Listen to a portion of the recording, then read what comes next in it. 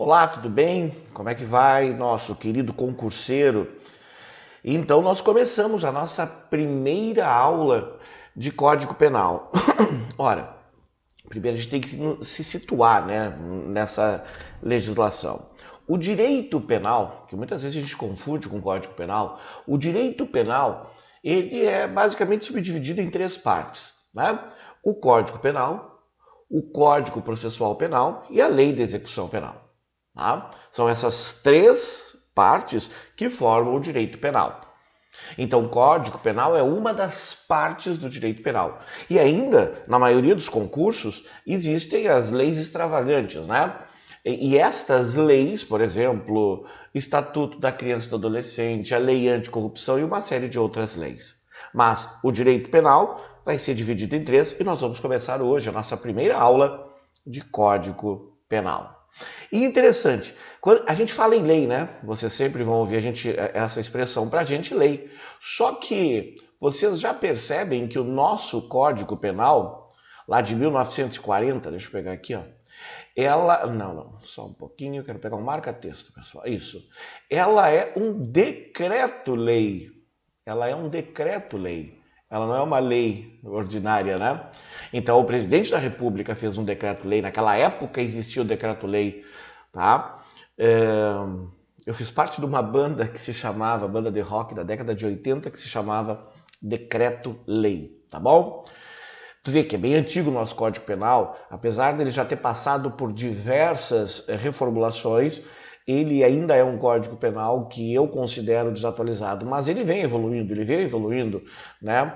Hoje, a nossa legislação já prevê crimes cibernéticos, né? Hoje ela já prevê crimes de todos os níveis de crimes cibernéticos, mas ela evoluiu em outras leis, né? Por exemplo, Maria da Penha, Estatuto da Criança e do Adolescente. Tu vê bem, eu sempre costumo dizer, e na aula de Estatuto de ECA eu vou falar isso de novo, que há uma diferenciação e quando existe uma lei específica, o Código Penal deixa de agir. Então, por exemplo, numa medida, quando for um adolescente, ele não comete um crime, ele comete ele não comete o crime propriamente dito e ele não vai cumprir uma pena, ele comete um ato infracional e ele vai cumprir uma medida socioeducativa. Então, vejam bem, nessas pegadinhas, muitas vezes o CESP gosta muito, né? Ele coloca que o jovem de 17 anos, ao cometer o crime de homicídio, não poderá cumprir pena, pois, segundo o Estatuto da Criança e do Adolescente, tem que cumprir uma medida socioeducativa. O cara diz, está certo. Não, para aí, ele não cometeu um crime de homicídio. É análogo a crime de homicídio, ele cometeu um ato infracional. Tá bom? Vamos começar então? Vamos começar então no nosso Código Penal? Olha só. Parte geral. A parte geral são os nossos primeiros artigos, né?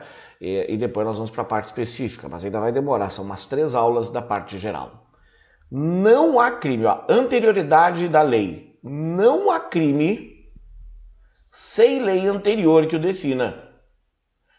E não há pena sem prévia cominação legal. Isso quer dizer, se eu cometi um determinado ato considerado crime hoje, eu cometi, mas a lei não previu isso e não há pena estipulada para isso, eu não posso ser penalizado, eu não posso ser condenado por uma coisa que não era considerada crime.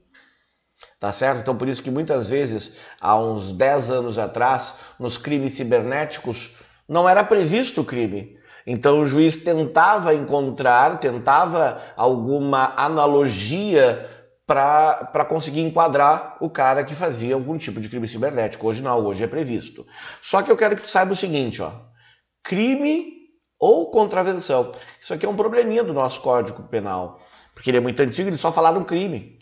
Mas não precisa ser só crime, é crime ou contravenção. A diferença é no grau de brutalidade.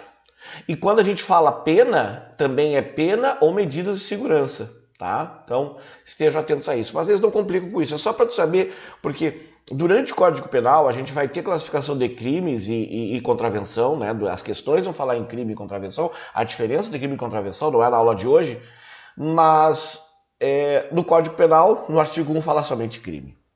Agora, aqui sim, aqui nós começamos a... Não que o artigo 1 não tenha questões, tem, vocês vão ver hoje na seleção de questões, no material PDF que já tem aqui embaixo da aula de vocês, que tem questões do artigo 1, óbvio. Eu digo, esses primeiros artigos, hoje a gente vai até o artigo 8, esses primeiros artigos, eles são fundamentais. Vamos lá. Ninguém pode ser punido por fato que lei posterior deixa de considerar crime. Eu vou fazer a leitura e depois a gente explica. Cessando em virtude dela a execução e os efeitos penais da sentença condenatória. Ninguém pode ser punido por fato que lei posterior... Criou-se uma lei que disse isso não é mais crime. Eu vou te dar um exemplo. O Congresso está aprovando agora uma lei sobre a improbidade administrativa. A improbidade administrativa, ela tem 3 pontos básicos, né? Crimes contra a administração pública, contra o LIMP, né? Legalidade, pessoalidade, moralidade, eficiência, enfim, o LIMP, tá? E a publicidade, tá? Enriquecimento ilícito, tá? E prejuízo ao erário. São os 3 crimes da improbidade administrativa. E ele dá uma série de sanções, né? Como, por exemplo, a inexigibilidade por prazo definido de 4 a 8 anos. E tá. Eles estão mudando agora, porque só vai ser considerado crime de improbidade administrativa quando houver dolo. Isso quer dizer, quando houver a intenção. O Ministério Público está furioso, mas se isso acontecer, até aqueles que já estão cumprindo pena deixarão de cumprir pena se eles não tiverem, se o Ministério Público não tiver como comprovar o dolo, tá? Compreendido? A lei posterior, que de qualquer modo favorecer o agente, aplica-se a fatos anteriores, ainda que decididos por sentença condenatória transitada em julgado. Quer dizer, quando não tem mais apelação, tu já está cumprindo pena, foi transitado em julgado e mudou a lei, ela vai beneficiar. Por isso que a gente sempre diz que a movimentação legislativa, a movimentação da lei é sempre pró-réu, é sempre para beneficiar o réu. E aqui eu tenho este exemplo. Eu vou dar 2 exemplos, tá? Eu vou dar um exemplo quando é criada uma lei mais severa e vou dar um exemplo quando é criada uma lei mais branda. Então, imaginem essa situação. Neste momento aqui, vamos imaginar aqui, em 2010 foi cometido o crime. Esse é o momento do crime, tá? Nesse momento, a pena era de 1 a 3 anos, tá? Mínimo 1, máximo 3, com os agravantes, atenuantes e tudo mais. Só que, em 2015, vamos entender o seguinte, vou dar 3 datas, 2010, 2015, 2020. A gente sabe que demora, tá? 2010, 2015, 2020, tá? Só que em 2015, a lei criou-se uma lei B, cuja pena seria de 4 a 6 anos. De 4 a 6 anos. Então, essa é uma lei mais severa. E aí, quando chegou na data do julgamento, aqui, no julgamento, quando chegou no julgamento, o que aconteceu? O que faz o juiz nesse ordenamento aqui na hora do julgamento? Ora, ele usa a lei vigente ou ele usa a lei no momento do crime? Tá? Essa é a grande pergunta. O cara diz, não, mas tem que usar a lei vigente, a lei que estava... Não, só se ela for se beneficiar o réu. Tu concorda que a lei mais nova, ela não beneficia o réu? Ela prejudica o réu? Então, ela não valerá. E aí, o que acontece? Aqui no julgamento. O que acontece? Deixa eu até apagar ali o meu xizinho no julgamento, tá? Para não ficar tanto xizinho. O que acontece? Muito simples. O juiz ele faz um ato chamado ficção jurídica. O que é ficção jurídica? Ele puxa o julgamento para a data em que foi cometido o crime. Porque tu vê bem, se não pode haver crime sem lei que o defina, então a regra é a lei vigente, o que vale é a lei vigente. como é que o juiz vai pegar uma lei que já não está mais vigente? Porque vejam bem, deixa eu mais uma vez usar minha borracha aqui, ó. Esta lei aqui, ó, essa lei não está mais vigente. Essa lei não vale mais. A lei que vale é essa aqui, ó. Ok. Só que ele não pode prejudicar o réu. Jamais. A lei sempre será pró-réu. Então o juiz tem que fazer uma ficção jurídica, se chama isso, ficção jurídica, e ele puxa a data do julgamento para a data do crime para que valha a lei no momento que foi cometido o crime. E isso se chama retroatividade. Retroagiu o tempo. Tu retroagiu a lei que beneficiaria o réu. Compreendido? Isso é para a lei mais severa, vai valer a lei mais branda. Mas eu quero que tu entenda que tem que ter uma regulação jurídica. E se chama ficção científica. Ficção jurídica, tá bom? Agora, se for uma lei mais branda, então aqui, ó, data do crime. Na data do crime, a condenação era de 4 a 6 anos. Exemplo inverso do outro. Mas, lá no meio, em 2015, a lei mudou para 1 ou 3 anos, beneficiou o réu. E aí, na data do julgamento, o que aconteceu? Ora, esta lei não existe mais. Mas esta lei é a que está valendo. Então tu tem que puxar o crime para esta data aqui. Ou puxa a data para o crime. Então eu puxo o crime para a data da lei mais branda e eu vou julgar esse crime com pena de 1 a 3 anos. E isso se chama ultraatividade. Tá? Ultraatividade. Então, em suma, a movimentação de leis somente para o réu, somente se beneficiar o réu. Porém, nós temos exceções. As leis excepcionais e as leis temporárias. E eu quero sublinhar algumas coisas, porque é importante tu saber também. Tudo cai aqui, viu? Tudo cai. Então, as leis excepcionais ou as leis temporárias. Vamos à leitura do texto. A lei excepcional ou temporária, embora decorrido o prazo de sua duração ou cessadas as circunstâncias que determinam, aplica-se o ato praticado à sua vigência. Vejam, na lei excepcional ou na lei temporária não tem essa, a lei deixou de valer, aquele crime já não é mais crime. Não. O que é uma lei temporária? O que é uma lei temporária? Aquelas que possuem vigência previamente fixada pelo legislador. Então ele diz assim, ó, de 1º de janeiro de 2020 a 31 de janeiro de 2020, tá? Fica proibido o aumento do preço dos combustíveis. Vamos supor que fosse, isso é uma artificial. Fica proibido o aumento de combustíveis. Quem vai ter uma pena de 1 a 3 anos, tá.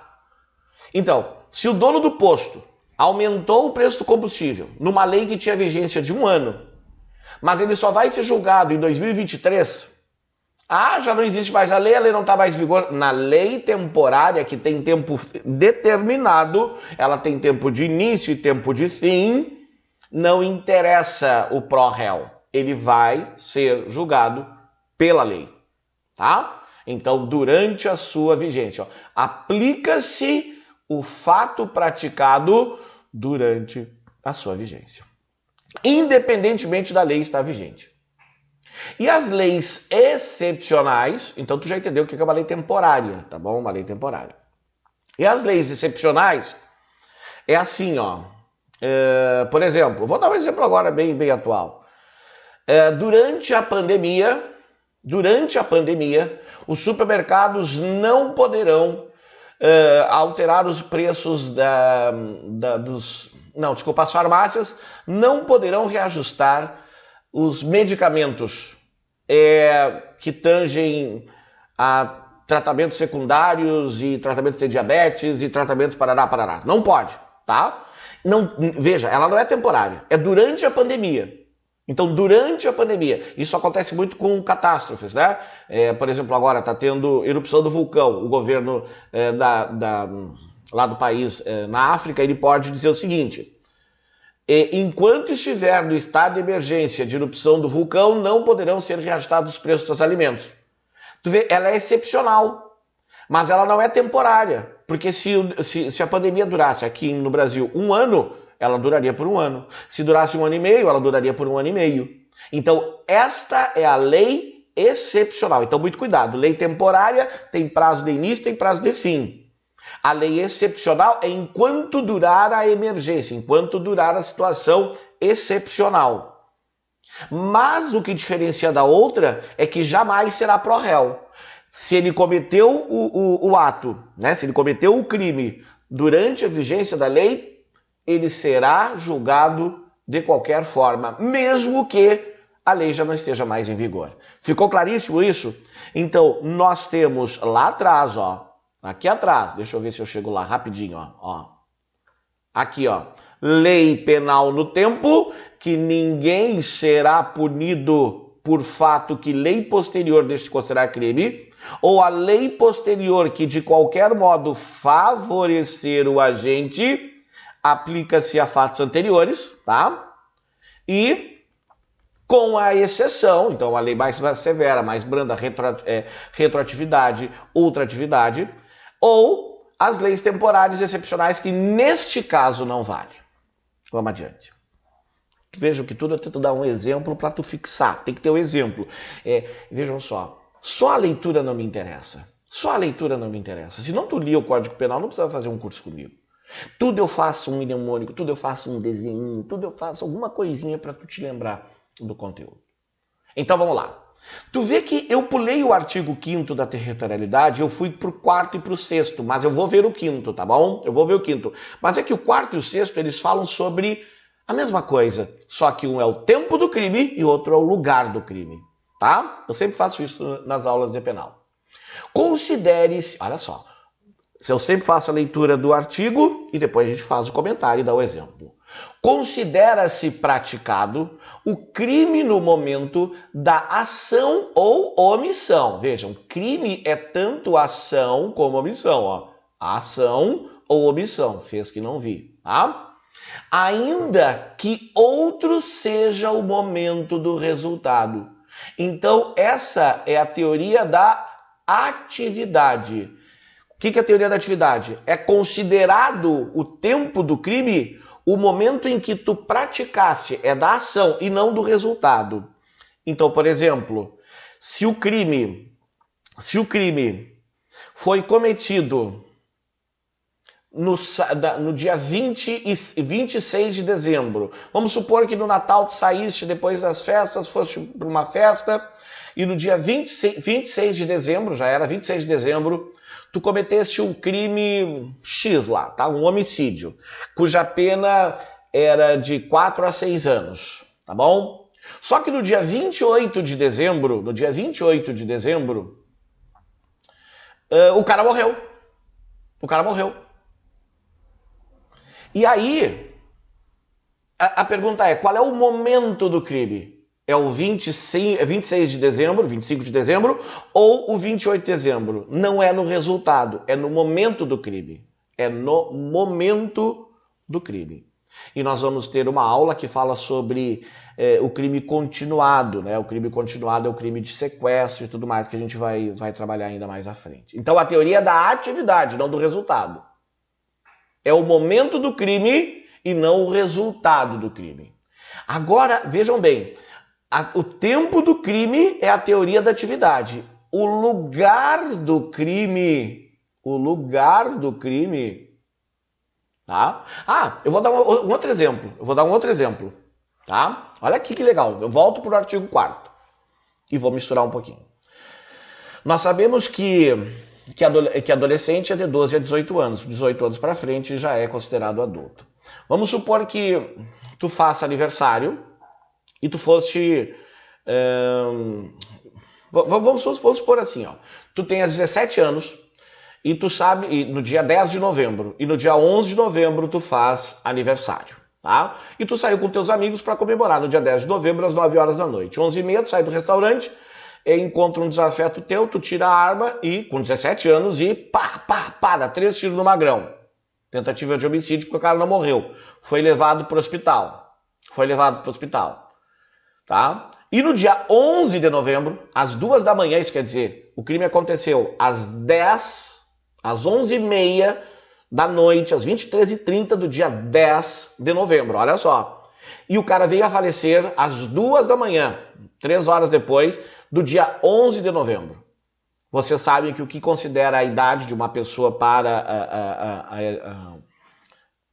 o direito no Brasil é a virada, é a meia-noite. Então, meia-noite e 1 tu já virou, mesmo que tu não tenha completado. Ah, mas eu nasci às 10h30 da manhã. Não, no dia 11, meia-noite e 1 segundo tu já tens 18 anos, tá?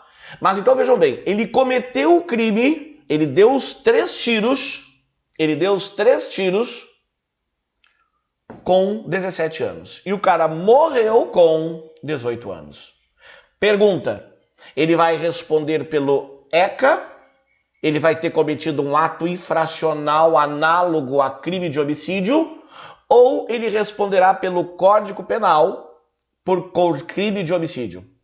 E o ECA, você sabe que o ECA com 18 anos, ele vai poder no máximo ter uma medida socioeducativa que dê internação até os 21 anos. Então ele só no máximo ele pode ter 3 anos, então aos 21 anos ele sai com a ficha limpa. E aí o que tu me responde? Ele vai responder pelo ECA, porque o momento da ação, às 10h30, às 11 horas da noite, ele tinha 17 anos, ou ele vai responder pelo Código Penal, porque quando o cara morreu, isso quer dizer o resultado, ficou claro então no artigo 4º, tu vê que pegadinha, que ele vai responder como adolescente, e ele vai ser, olha só, e ele vai receber uma sanção, não é nem uma punição, uma sanção que é uma medida socioeducativa, por ter cometido esse crime. Então, o tempo do crime é da ação e não da ação ou omissão e não do resultado. Tá bem? Vamos lá. E o lugar do crime? Ah, Mário, o lugar do crime também é o lugar da ação ou da omissão. Cuidado. Agora a teoria é da ubiquidade. O que é ubiquidade? É tanto da ação e omissão como do resultado. Então, considera-se praticado o crime no lugar em que ocorreu a ação ou omissão, isso quer dizer, na atividade, no todo ou em parte, bem como onde se produziu ou deveria produzir-se o resultado. Então, tu deste 3 tiros no magrão, tá? Lá em Foz do Iguaçu, tá? E o cara foi transferido para o hospital em Ciudad del Este, tá? Lá no Paraguai, e morreu lá. Então qual é o lugar do crime? Tanto no Brasil quanto no Paraguai. Então o lugar do crime respeita a teoria da ubiquidade. Enquanto o tempo, olha só, tem que memorizar, tempo do crime é a teoria da atividade, isso quer dizer, é o momento da ação ou omissão e não do resultado. E o lugar do crime é a ubiquidade, é tanto o lugar da ação ou omissão quanto o do resultado, onde deveria ser o resultado. Tá certo? Feito, tá? Depois nós vamos falar um pouco mais sobre crimes penais. Eu não vou tentar expandir muito, porque senão a gente começa a puxar outros artigos, tá? Vejam que eu procuro dar o exemplo exatamente no artigo no qual estamos trabalhando. Vamos lá. Então agora sim, eu retorno ao artigo 5º. Então eu vi o tempo do crime e o local do crime. E agora vamos para a territorialidade, porque com os 2 artigos, é que óbvio, ele era construído, né, em 1940, mas eu por bem acho melhor trabalhar o artigo 4º e 6º e depois a gente vem. Porque tu vê bem, aplica-se, eu quero que tu entenda o seguinte, aplica-se a lei brasileira em território brasileiro, isso é óbvio, né, a lei de qualquer país se aplica-se no território do país. Mas a nossa dificuldade vai ser o que é território. O que é território? Que território brasileiro? Porque a gente tem uma ideia do que é território brasileiro, né? A parte terrestre é território brasileiro. Mas nós temos uma parte que eu considero uma parte do território geográfico, aquela que nós temos um pouco mais de noção, e aí entra uma parte da concepção de direito, que é o território por extensão, o estendido, né? Aquilo que nós consideramos território. Deixa eu te fazer uma pergunta e tu vai me responder, antes de eu explicar o conteúdo. Embaixada pode ser considerado território do país? Por exemplo, a embaixada brasileira dos Estados Unidos é território brasileiro, ou a embaixada americana do Brasil é território americano? Isso que eu quero que tu me responda. Vamos lá, 2 segundos, pensa. A embaixada brasileira em qualquer país é considerado uma extensão do território brasileiro? Ali é território brasileiro? Sim ou não? Apesar de muitos acharem que sim, não. Não é um território. A embaixada americana no Brasil não é um território dos Estados Unidos. As pessoas que cumprem função diplomaticamente naquela embaixada, elas têm imunidade na embaixada. Então elas têm imunidade. Tá? Então não é um território estrangeiro ali, não é os Estados Unidos. Então, por exemplo, se um brasileiro mata outro brasileiro dentro da embaixada americana, vai ser julgado aqui no Brasil. Agora, o cidadão que trabalha na embaixada, o cidadão americano que trabalha na embaixada americana, ele tem imunidade diplomática. Então não é uma extensão de território, tu vê só, que é uma pegadinha que muitas vezes cai do CESP. Vamos lá então? O que é o território? Deixa eu pegar aqui o meu marca-texto. Não peguei o marca-texto, agora sim vai dar. Não deu ainda. Bom, enfim, estou tentando aqui. Deixa eu ver se eu consigo pegar o meu marca-texto aqui. Consegui. Não peguei, peguei a caneta. Agora sim eu vou pegar o marca-texto. Agora sim, marca-texto. Bom, vamos lá. O que é o território brasileiro? É a parte terrestre, é o aéreo, acima da parte terrestre, é o subsolo e é a marítima das 12 milhas marítimas, né? Até 12 milhas marítimas da costa é território brasileiro. Então tudo isso aí é considerado território brasileiro. E o que é o território por extensão? Está relacionado a embarcações aeronaves. Tu vai ver que não está relacionado a embaixadas. Quer ver? Ó, eu vou ler os 2 artigos e depois eu comento. Para efeitos penais, considera-se como extensão do território nacional as embarcações e aeronaves brasileiras de natureza pública ou a serviço do governo brasileiro. É quando, por exemplo, uma embarcação ou uma aeronave tem um contrato licitatório, por exemplo, é uma empreiteira, então está a serviço brasileiro, considera-se extensão do território brasileiro, bem como aeronaves e embarcações brasileiras mercantes de propriedade privada que se encontrem respectivamente no espaço aéreo no correspondente alto mar. Então está nesse território brasileiro e for uma propriedade privada, tá? Ela vai ser considerada extensão do território brasileiro. Parágrafo 2º. É também aplicável à lei brasileira os crimes praticados a bordo de aeronaves ou embarcações estrangeiras de propriedade privada, achando-se aquelas que, em pouso no território nacional ou em voo no espaço aéreo correspondente e estás em porto no território do Brasil. Então, as propriedades privadas estrangeiras que estiverem no nosso território serão consideradas extensão do território brasileiro. Mas a grande dúvida dessa aí é a seguinte, ó, Mário, e se uma embarcação estiver em alto mar ou no espaço aéreo internacional, isso quer dizer que não tem dono, né? Quando tu sai das 12 milhas marítimas, é um espaço marítimo internacional, o espaço aéreo internacional. E há um crime, né? Por exemplo, um panamenho matou um italiano dentro de uma embarcação. Onde vai ser julgado? Bom, aí quando tu estás em espaço internacional e não se adequa a nenhuma dessas aqui, é a lei do brasão ou da bandeira, né? É o princípio da bandeira. A bandeira que estiver hasteada no navio, na embarcação, ou coloca-se bandeira no sentido metafórico do avião, é onde será julgado, tá bem? Mas geralmente as questões não chegam a ser tão profundas assim. Eu diria que mais importante é tu saber que embaixada, aqui no território por extensão, que embaixada não é extensão de território nacional. Embaixada é um lugar onde os seus diplomatas, as suas funções diplomáticas, as pessoas que exercem a função diplomática, têm imunidade, mas não é extensão do território estrangeiro, tá bom? E aí tem a extraterritorialidade, isso quer dizer, já não é mais o território, mas fica sujeito à lei brasileira, mesmo não sendo nenhuma daquelas do artigo 5º. Isso quer dizer extraterritório, além do nosso território. Ficam sujeitos, olha só, ficam sujeitos à lei brasileira. Agora o negócio é um pouquinho mais complicado, porque não estamos mais em território brasileiro, nem geograficamente, nem por extensão. Os crimes, aqui ó, contra a vida ou a liberdade do presidente da República. A vida ou a liberdade. Então vai responder pela lei brasileira. Agora, se o cara chegou lá e só xingou o presidente, xingou o presidente. E se alguém quiser julgar, que seja lá. É contra a vida ou liberdade do presidente da República. Contra o patrimônio, eu vou sublinhar só patrimônio, ou fé pública da União, Distrito Federal, dos municípios, de empresa pública, sociedade de economia mista ou fundação instituída pelo poder público. Por exemplo, vai cumprir as leis brasileiras, por exemplo, a Petrobras, que tenha alguma subsidiária em algum outro país. Então, fica sujeita à lei brasileira.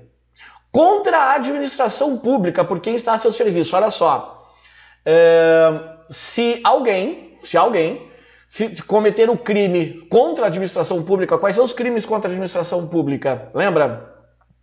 Corrupção ativa, corrupção passiva privilegiada, concussão, peculato. Então, se o cara foi lá e subtraiu, furtou um computador da Petrobras que está lá no Paraguai, ele vai responder pelos crimes pela justiça brasileira, tá bom? Por tratado, convenção, o Brasil se obrigou a reprimir, óbvio, então, por exemplo, os direitos humanos, praticados por brasileiro. Então, se foi praticado por brasileiro, mesmo em outro país, vai ser julgado pelo Brasil, pelas leis brasileiras, mesmo não estando no território, é extraterritório, praticados em aeronaves ou embarcações brasileiras mercantes ou em propriedade privada, quando território estrangeiro, e aí não sejam julgados. Quando em território estrangeiro e não foi julgado lá, então vai ser julgado pela lei brasileira, tá bem? Então são esses dois incisos da extraterritorialidade. Agora, tem algumas condicionantes. Parágrafo 1º. No caso do inciso 1, inciso 1. Qual é o inciso 1 que eu falei? Contra a vida do presidente, contra, por exemplo, a Petrobras, os crimes contra a administração pública. Aí ela é incondicionada. O que é incondicionada? Não tem condição nenhuma para que tu aplique a nossa lei. Ela vai ser aplicada de maneira automática, ela é incondicionada. Tu não tem que dizer o seguinte, não, para eu aplicar a lei tem que, o presidente da República tem que ter morrido. Não. Se atentou contra a vida ou liberdade do presidente da República, é incondicionada, vai responder à legislação brasileira. E o segundo, tá? Importante aqui, ainda que absolvido ou condenado no estrangeiro. Então o Magrão foi lá e tentou matar o presidente. Aí, por exemplo, vamos supor, lá no Panamá, tá? O presidente foi visitar o Panamá, estava lá no Panamá e um cara tentou matar o presidente. Tá? Tentou matar o presidente. E lá a Justiça do Panamá decidiu que o cara era meio doido e nós absolvemos ele. Ou condenaram ele por insanidade, condenaram de 3 a 5 anos. Não tem problema se ele foi absolvido ou ele foi condenado. Ele será julgado, é incondicionado, ele terá que ser punido, ele terá que ser julgado aqui pela justiça brasileira. Por isso que ela é incondicionada. Depois nós temos a condicionada. Vejam, condicionada, condicionantes. Eu vou ler o parágrafo para vocês. No caso do inciso 2, qual é o inciso 2? Aqui, dos crimes de tratados de convenção que o Brasil obrigou a reprimir ou praticados por brasileiros, tá? Tem que entrar, olha só, são as condicionantes, concurso das seguintes condições. Quando eu falo concurso das seguintes condições, tem que obedecer ao quesito A, B, C, D e E. Tem que todos eles, é cumulativo. Tem que ter todos estes para que tu possa aplicar a legislação brasileira. Então, a aplicação da lei brasileira no inciso 2, ela é condicionada a quê? Ao cara ter que entrar o agente do território brasileiro. Ser o fato punível também no país em que foi praticado. Olha que loucura. Então vamos supor que o cidadão brasileiro fumou maconha lá em Amsterdã, tá? Fumou maconha em Amsterdã e foi flagrado por câmeras de um programa lá da Globo, tá? E aí os caras chegaram, não, para aí, tu estava consumindo drogas e tu vai ser julgado. Não, não vai ser, porque em Amsterdã é permitido consumir, por exemplo, maconha, tá certo? Então tem que ser punível também no país em que foi praticado. Estar o crime incluído entre aqueles pelos quais a lei brasileira autoriza extradição. Então tem que permitir extradição. Se for lei que não permite extradição, não vai. Então tem que respeitar a A, a B, a C. Não ter sido o agente absolvido no estrangeiro ou não ter cumprido a pena. Então, por exemplo, vamos supor que lá tu foste para um país, tá? Tu foste para o Catar e tu consumiste bebida, não me lembro qual é o horário, mas é muito raro, né? Mas vamos supor, tá? Uma lei bem esdrúxula lá. A mulher saiu de biquíni no Catar, foi tomar banho de biquíni e foi condenada. Não, não pode ser porque daí não é crime no Brasil. Vamos pegar outra. Tá, tu fosse pego com maconha no Catar. Tá, lá é crime. É crime no Brasil? É. Tá? Autoriza extradição? Sim. É punível nos dois países? Sim. Mas ele já foi condenado no Catar. Tá? Ele já foi, ó. Então ele não vai poder ser condenado aqui. Ele já cumpriu pena no Catar, ele não pode cumprir pena aqui. Então, não ter sido agente absolvido no estrangeiro ou não ter cumprido a pena. Então, se ele foi absolvido no estrangeiro, ele não pode ser punido aqui. Se ele não cumpriu a pena no estrangeiro, ele não pode cumprir aqui. Tá certo? Não ter sido agente perdoado no estrangeiro ou por outro motivo não estar extinta a punibilidade, segundo a lei mais favorável. Tá? Então, é cumulativo, é tudo isso. A lei brasileira aplica-se também ao crime cometido por olha só, hipercondicionada. Além de todas aquelas, mais essas aqui. A lei brasileira aplica-se também a crime cometido por estrangeiro contra brasileiro. Porque aqui era crime cometido por brasileiro. Aqui é por estrangeiro. Então tem mais condicionantes. Por estrangeiro contra brasileiro fora do Brasil. Então, reunida todas estas anteriores, ainda tem que, olha só, não foi pedida ou negada a extradição. Se não foi pedida ou negada, pode fazer. Houve requisição, o ministro da Justiça tem que fazer a requisição. Não é o Ministério da Justiça como eles colocam, é o ministro, é pessoal, é o ministro, é o cargo ministro da Justiça que tem que fazer. Então ela é hipercondicionada. A condicionada é de crime de brasileiros cometidos no exterior. E a hipercondicionada é crimes do estrangeiro, crimes cometidos por estrangeiro contra brasileiro fora do Brasil, lá no estrangeiro, tá bem? É uma parte mais chata, mas vamos lá. Vamos às questões? A primeira questão da banca IDECAM é sobre a lei penal no tempo. Vamos lá, então? Eu dou um pause, vamos combinar o seguinte, eu dou um pause. Tu dá um pause aí, clique, lê a questão e tenta fazer. Pause, valendo.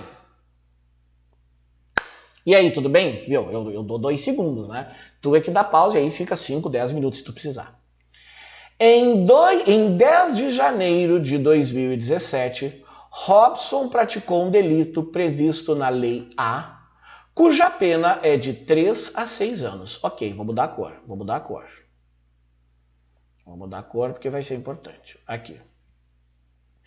Em 30 de abril de 2019, a Lei A foi revogada pela Lei B, tudo em azul, e ficou de 1 a 3 anos. Ótimo, vou mudar a cor. Aqui.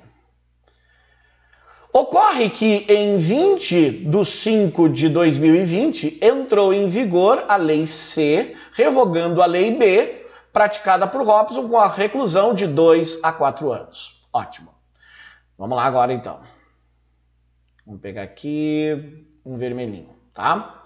Considere que Robson foi denunciado pelo delito em 30 de 5 de 2020. Qual era a lei em vigor? Era a Lei C, ó. Era a Lei C. Deixa eu pegar uma caneta agora para não ficar tão poluído, ó. A lei... mas deixa eu pegar a caneta vermelhinha, ó. A lei em vigor em 30 de 5 de 2020 era a Lei C, ó. Tá. E na data de hoje ele está sendo sentenciado. Nessa hipótese, é correto afirmar? Cara, não tem. Vai retroagir essa lei. Vai ser a mais branda. Não vai ser a lei A, porque a lei A é de 3 a 6 anos. Não vai ser a lei C vigente, porque é de 2 a 4 anos. Ele vai responder pela lei B, porque é de 1 a 3 anos. É óbvio que agora a questão ficou fácil, porque tu viu o conteúdo. Então a resposta será aplicada a Robson, a lei B, por ser a mais benéfica. Depois tu pode até olhar as outras alternativas, tá bem? Vamos adiante? Questão de número 2. Em relação ao lugar do crime, a territorialidade e a extraterritorialidade, a lei penal assinala a alternativa correta. Se a execução de um delito ocorrer em território nacional, mas o resultado ocorrer em território estrangeiro, não é correto afirmar que tal delito ocorreu em território nacional? Não, tá errado, é correto, porque ela lembra que a teoria... ficou fora de ordem. Depois vai aparecer. A teoria do lugar do crime é da ubiquidade, é tanto o local onde ele ocorreu quanto o seu resultado. Então, ele diz que não é correto afirmar que tanto foi em território nacional quanto estrangeiro.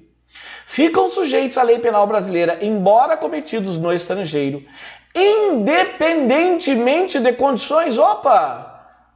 E a condicionalidade, ela é condicionada, tem que respeitar os 5 pontos. A, B, C, D, E, lembra? Lei de extradição, tem que ser punível também do país de origem, todas aquelas 5. Se a execução de um delito ocorrer em território estrangeiro, mas o resultado ocorrer em território nacional, é correto afirmar que tal delito ocorreu em território nacional? Sim. Se ele botasse, é correto afirmar que ocorreu em território estrangeiro? Sim. Porque nós respeitamos a teoria da ubiquidade, que é tanto o lugar quanto o resultado do crime, resposta certa, letra C. O problema da letra A é que ele diz que não é correto afirmar que ocorreu em território nacional. É correto afirmar que ocorreu nos 2 territórios. Vamos ver as outras. Crime cometido no estrangeiro contra a vida ou liberdade do presidente da República está sujeito à lei penal brasileira, desde que o agente não tenha sido absolvido no estrangeiro. Não, ela é incondicionada. Tendo sido absolvido, tendo sido condenado, ele vai ser julgado pela lei brasileira. Então aqui está errado. Tá? Ela é incondicionada. Não se considera extensão do território nacional aeronaves privadas a serviço do governo brasileiro e espaço aéreo de outro país. Não, considera-se território nacional, tá certo? Legal a questão? Vamos para a questão, aqui eu tinha posto, mas ficou meio fora de ordem, o lugar do crime, né? É a teoria da ubiquidade, é o local da ação e do resultado. Agora vocês vão fazer as 3 questões, tu dá o tempo que precisar, né? Tu vai dar um pause agora, faça as 3. E aí, meu filho, como é que foi? Agora 3 questões da CEP-Sebrasp, né? Que era a CESP, agora se chama Sebrasp. Escrivão de polícia, agente de polícia, todos do Distrito Federal, ano de 2021. Olha só, concurso super recente. Vamos lá então, deixa eu pegar agora aqui assim um marca-texto e vamos pegar o marca-texto de cor amarela que fica mais clarinho, a gente pode sublinhar melhor. O mal infligido pela autoridade pública sem condenação pública... Deixa eu pegar aqui o laserzinho, ó, tá? O mal infligido pela autoridade pública, sem condenação pública anterior, não deve ser classificado como punição, mas como ato hostil. Porque o ato devido ao qual se aplica a lei a alguém, uma punição, deve ser primeiro ser considerado pela autoridade pública como transgressão da lei. Thomas Hobbes, Leviatã. Leviatã é a obra clássica de Hobbes, né? Um dos contratualistas, né? Hobbes, Locke e Rousseau. E ele colocou, a CESP, olha só que legal, colocou uma passagem de Leviatã. Né? E Leviatã falava que nós estávamos em constante estado de guerra, por isso que era necessária a mão de ferro do Estado. Tendo o fragmento do texto precedente como referência, julgue o item a seguir. O texto apresentado, agora sim eu pego o meu marca-texto.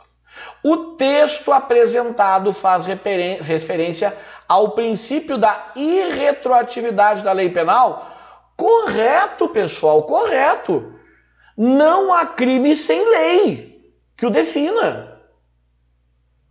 Tá? Então, se não há uma lei que define o crime, não há crime. Então, se eu cometi, eu vou retomar, se eu cometi um crime cibernético em 2007, não existia lei para isso, eu não posso ser punido. E se tentava punir de uma maneira ou de outra, mas não se conseguia, agora já é previsto. Questão 21, vou corrigir as 3 agora, eu te dei tempo. No que diz respeito à aplicação da lei penal, quando a lei penal tiver validade para determinado período de tempo, o fato praticado durante esse período continuará a ser punível mesmo após o término da vigência da lei. São as 2 exceções, né? Tá? Das leis temporárias e excepcionais, que mesmo quando cessada a lei, se tu cometeste o ato durante a vigência da lei, tu continuará tendo a possibilidade de ser punido. Certa a questão. E última questão da nossa primeira aula de Código Penal. A respeito da aplicação da lei penal, julgue o item a seguir. E a resposta dessa aí, então, muito simples, né, pessoal? Tem um erro aqui, ó. Olha só. Lei posterior que deixe de considerar crime determinado fato faz cessar tanto efeitos penais quanto os efeitos cíveis? Não, os efeitos cíveis não. Os efeitos cíveis não. O civil continua valendo. Aí a gente vai para o direito civil, então está errado. Resposta da questão número 5, errado. E aí fechamos. Vejam, eu não vou enrolar muito. Eu vou trabalhar em cima de questões. Então eu já pego os principais artigos, vocês vão ver que a gente não vai... Eu não vou trabalhar 1.200 artigos entre o Código Penal e o Processual Penal. Eu vou trabalhar alguns artigos, aqueles que são os que mais caem em concursos públicos, pessoal. Principalmente para a carreira policial. Tá bem? Feito então? Por hoje era isso. Até a semana que vem na etapa 3. Beijo, tchau, tchau.